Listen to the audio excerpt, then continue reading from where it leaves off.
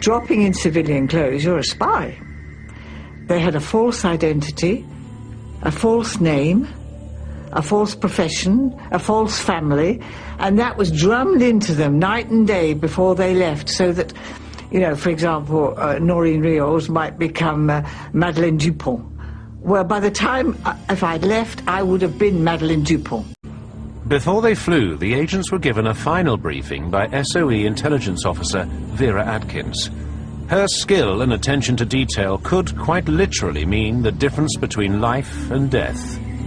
Vera Atkins briefed the agents on the nuances of life in France, anything that they should know to avoid suspicion.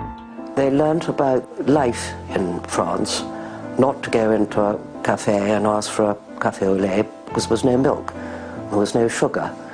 Certain days of the week there was no alcohol served, and that varied from area to area. They had to have clothes made in France or Czechoslovakia, and there was a little Jewish tailor, a refugee from Vienna, who used to make the clothes for them. I didn't realise it, but the set of a collar in France or the way the buttons are put on are different. It's some subtle differences which could have betrayed them.